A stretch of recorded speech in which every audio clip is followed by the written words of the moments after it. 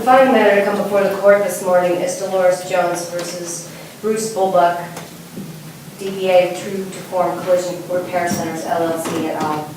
Both sides will have 15 minutes to argue. The appellant may reserve up to 5 minutes for rebuttal. If you'd like to reserve that time, if you let me know when you get started, I'm keeping the clock and can keep you apprised of the passage of time. We've read the briefs and we are ready to see when you are. Thank you.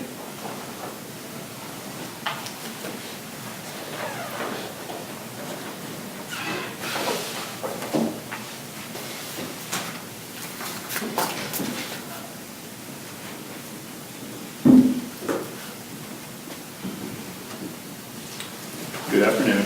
May it please the court. My name is Jeff Peters. I'm counsel for the appellants, defendants, Brock, not Bruce Bulbuck, and Gerber Collision and Glass, doing business as True to Form Collision Repair Centers LLC. I respectfully request 3 minutes for rebuttal.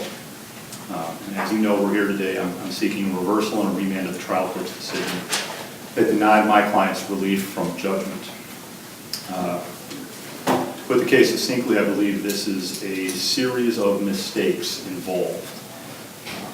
Obviously, the case, by way of background, started with a car accident that my clients had nothing to do with. The car was brought to us for repairs back in 2012. We repaired the vehicle. Several months later, there were electrical issues. A claim was made. The insurance company processed that claim. They opened up the claims file. There was a period of inactivity. The claims file was then closed. At some point, the complaint was filed in June of 2014. And here's where another mistake happens. When the corporate representative who served with the complaint receives it, he notifies the insurance carrier, or at least meant to. He attached the wrong PDF to the email. Rather than attaching the complaint, he attached the demand letter. So the claims adjuster says, well, okay, I see the attachment is the demand letter. It's not a demand letters don't require any sort of action within any sort of period of time, and figured, well, when they get served with the complaint, they'll let me know. That's the big mistake there. Who was served with the complaint? Who got the complaint? It was not the statutory agent. It was a representative of Gerber's. Like who? I can answer that, I believe, after when I sit down and look at my notes again. Who was served? It's not a name that I'm familiar with. It's not Mr. Bulbuck, and it's not the statutory agent. Ultimately, that complaint, though, does get to the human resource person within Gerber's, who, like I said, emails the adjuster to say, hey, please take care of this. But again, the mistake is they do the wrong attachment. Why is it not served on the statutory agent? I don't know. I just know that it wasn't. Also, Mr. Bulbuck, who is named as the lead defendant in the trial court, was never served. And from my review, I don't think service was even attempted upon him. And that, I believe, is yet another mistake. Going back to sort of the history of the case, once the complaint's filed, there's the mistaken attachment to the email. The next activity that we take doesn't occur until after the default judgment. But that, when the default judgment is entered, that was the next thing that was served upon us. Where was that served? Pardon me? Where was that served? Where was that served? That was to the same person, I believe. It wasn't to the statutory agent, it was to the corporate address. And that's when the person said, seems like somebody made a mistake here. Notified the insurance carrier, carrier retained counsel, we filed a motion to vacate. I'm pointing out that this window of time from the complaint being served to the default, the court sent a notice to plaintiffs saying, you have service, you need to file a motion for default or the case be dismissed. That wasn't served upon the defendants. Mr. Bulbuck was never served before. The motion for default wasn't served. And once it was finally the entry of default, that was the next trigger date that we could have been aware of. So I submit to you that we did act promptly under the circumstances there. Moreover, if you look at the judgment itself, like I said, it refers to Mr. Bulbuck jointly and severally liable with the corporation. There's no allegations in the complaint of corporate liability or personal liability or piercing the corporate veil. And without having ever attempted service upon him, I believe that is completely unfair and would render that judgment not only just voidable, but void, because the court never had jurisdiction over the individual.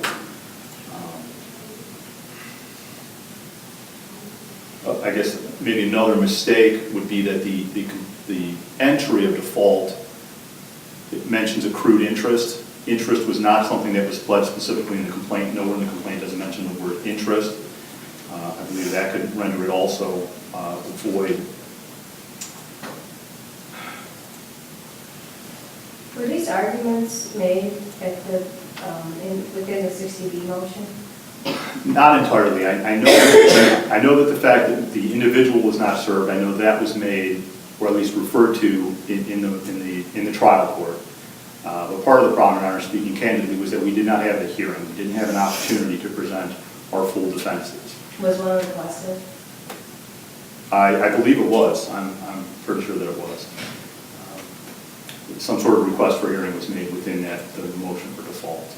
And having been in that situation where panic sets in, when you realize there's a default, oh, somebody's dropped the ball, we need to pick this up, and we need to act promptly to show that we're acting within a reasonable time. So ultimately, that may not have been.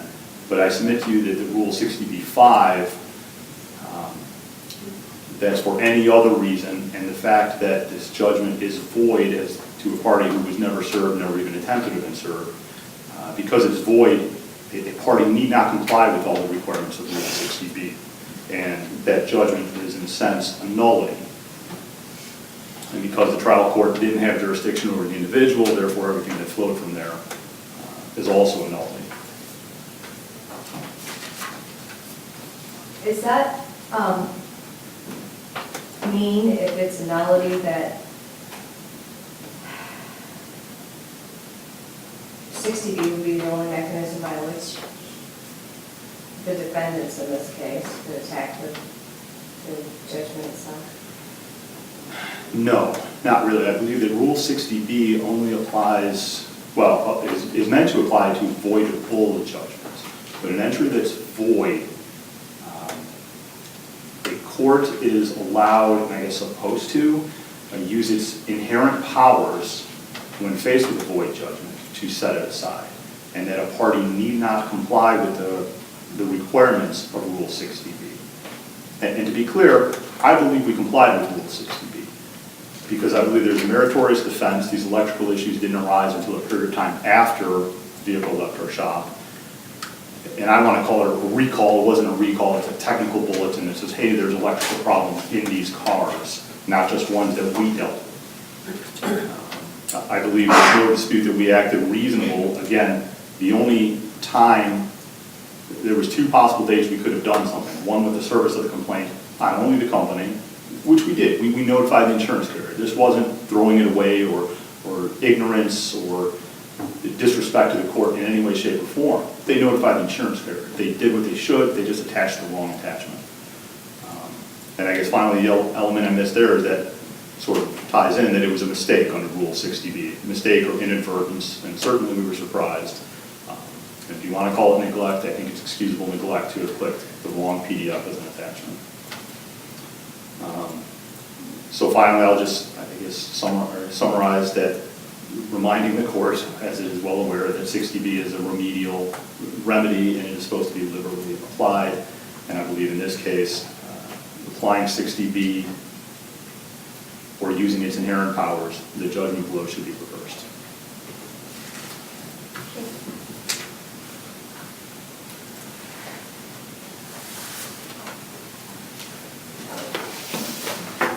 Thank you. Good afternoon. Actually, good morning.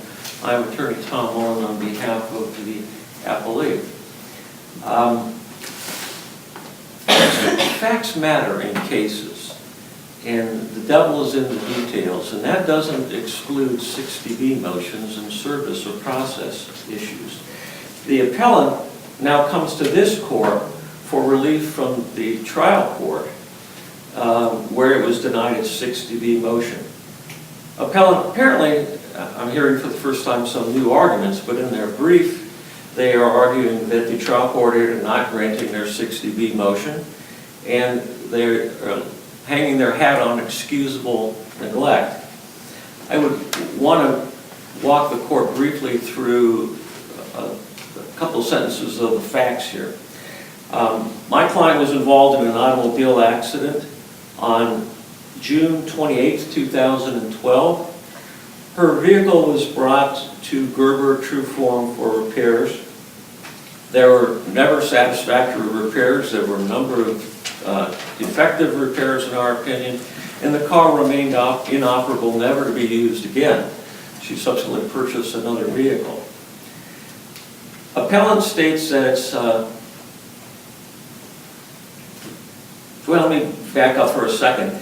There's a number of opportunities here for the appellant to have taken action. First, my client wrote, after the improper repairs, my client wrote a letter to the company indicating that there was unsatisfactory repairs and making a demand. There was no reply. Counsel for the appellee wrote a letter to the company and indicating same, and there was no reply. Between the demand letter, the last demand letter of April 22nd, 2014, and the default judgment of 10/16/14, there was never any reply from these folks. There was never a communication, never a phone call, never a letter. Finally, on June 6, 2014, the appellee filed her lawsuit. Proper service was obtained on July 2nd with an answer date of July 30th, 2014. 4.5 months later, appellee finally takes a default judgment on October 17th, 2014. This was not a rush to judgment. This was not, oops, we got you by 2 days. Excuse me, sir, when you're saying proper service, can you please describe to the court under what section of 4.2? We attempted to serve the statutory agent initially, and there was no reply. We served them at their regular business address where they conducted business and where the vehicle was. But You say you served the statutory agent or attempted to? We attempted to serve the statutory And it agent. came back unsigned? We got nothing back, period. So we had Served no, by certified mail? we did, I certified mail, yes. And you get a signed green card back? We did not get a signed green card back. Well, then how do you know that there was service? I'm sorry? You didn't get anything back. We did not get anything back. Normally, the post office would not deliver unless they got a signed certificate. This was the service to the statutory agent. We then served at the regular business address here in Akron, Ohio. Well, the rule states upon a corporation now to do this by serving this agent authorized by appointment by law to receive services process. And you said you did that, but you got no response. You don't know whether they got it or not. That's correct. So then you subsequently served the corporation at any of its usual places of business. That's Is that what you're correct. saying? That's correct. And then how did you serve it to the usual place of business? By certified mail. And you have a copy of that? Yes. And the record's going to show Yes. that that was... That's correct. And it came back and it was docketed as service upon the defendant. I think it's problematic to argue, first off, that they are entitled to have this judgment vacated when they have shown that there is no abuse, no unconscionable behavior, no abuse of discretion. There's a long line of cases, I'm not going to go through them with this court, Blakemore and other cases that require showing of unconscionability, abuse of discretion. None of that's been shown anywhere factually. It's been a bald allegation. I think the real key here on this case is the excusable neglect. And again, there was no rush to judgment. We waited 4.5 months and never heard anything. So I understand the appellant's argument that they had some internal problem and that there was an email sent from the gentleman who was their assistant corporate counsel, who's an attorney, to outside counsel, or excuse me, the outside adjuster. I'm assuming even though the complaint was not attached, there was some reference to a lawsuit. There was some reference to, we've been sued, look at the answer date, please contact me. It's my understanding from the facts they've presented, nothing was done. There was no further inquiry by the Assistant General Counsel. There was no further inquiry, as I understand the facts, from outside adjuster. No one did anything. That seemed to be the pattern. There was never a response from these folks with our complaints. There was never a response with our lawsuit. General Counsel didn't follow up. He didn't apparently calendar it. He didn't provide the date to the outside adjuster. He didn't then after call the adjuster. He didn't send it by ordinary mail. He didn't check the docket. He didn't seek a progress report. Apparently did nothing in this matter. So it's important to note that particularly under LaSalle versus National Bank and versus Mesa, where this court out of Lorraine held, a failure to plead or respond after admittedly receiving a copy of the complaint is not excusable neglect. In a case factually closer to this case is Cormanick versus Haley, where the court stated there's no excusable neglect when service is properly made in a corporation, but a corporate employee fails to forward the summons and complaint to the appropriate person, which I think is getting very close to the facts of this case.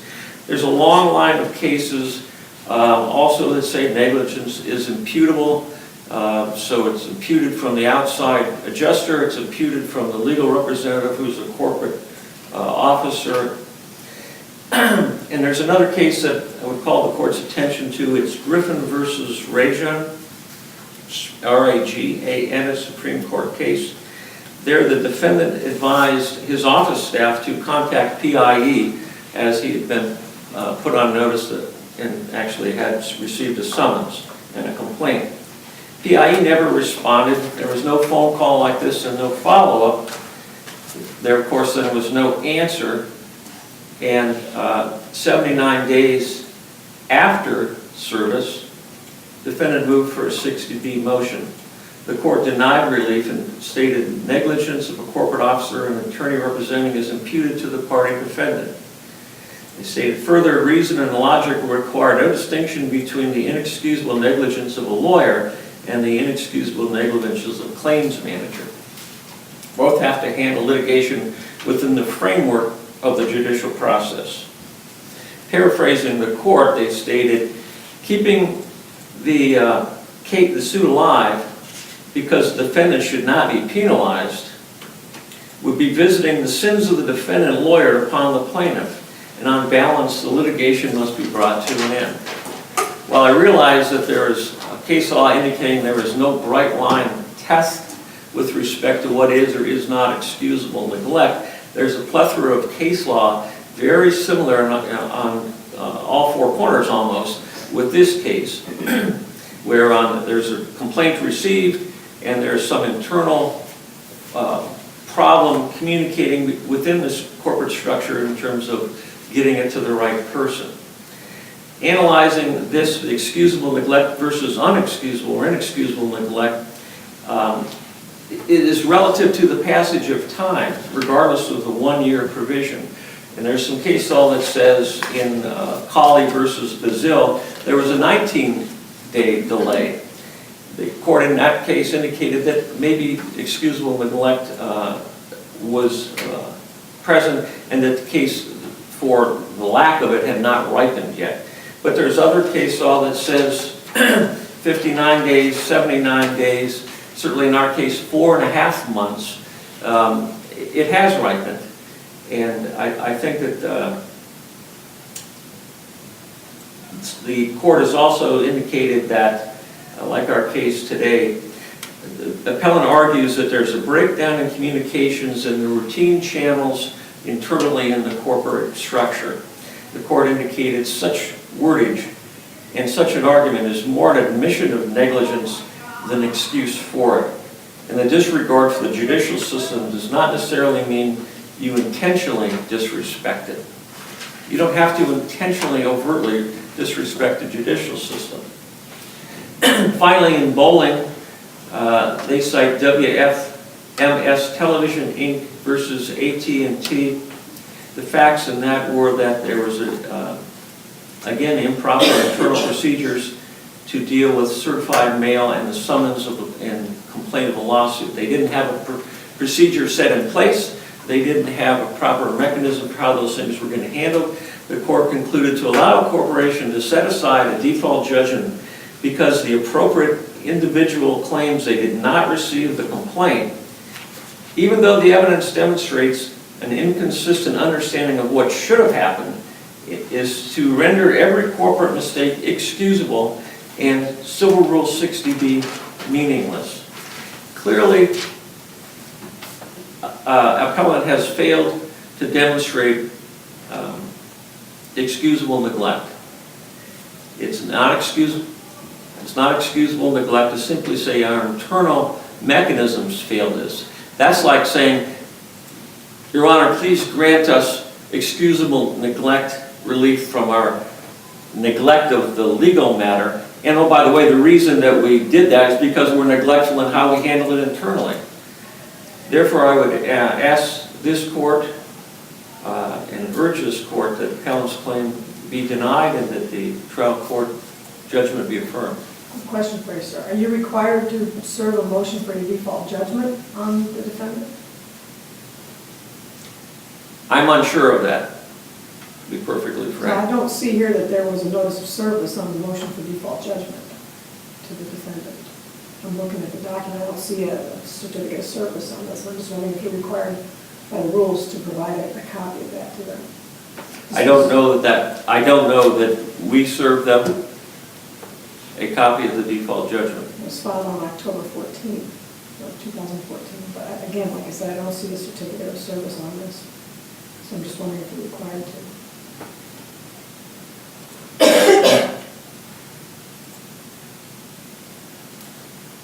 The only other matter I have before the court is that late yesterday I received notice that counsel had filed a supplemental authorities motion. I would ask for leave to respond to that in writing. We don't have that yet. Of course, we will take a look at it, but yes, you may file for any relief relative to that post today Thank you. that you feel is required, and we'll look at both of those. Thank you very much. Counsel, you have 5 minutes to reply. Thank you, Your Honor. I guess for housekeeping purposes, your question earlier, Your Honor, was who signed for it. I couldn't read the signature, but it says it was delivered to the receptionist/front desk. That's who the complaint, when it was served upon the corporation at its place of business. I guess coming to the defense almost of my adversary here, I don't believe that a party in default needs to be served. However, I submit to you that Mr. Bulbuck was never in default because he was never served with the complaint the first time around. So I don't know the counsel had any obligation, and I'm not sure of that, but I don't think he has an obligation to serve the entity in default. But Mr. Bulbuck was not yet served, and because he was not served, he was not in default, and therefore I believe he should have been served. I'd also like to tell you that everything he said was just flat out wrong, but I can't do that. I must agree with what he led with, was that facts matter. And he cites a series of cases where 60B is denied. We cite a series of cases where 60B is granted. Again, facts matter, as my colleague here said.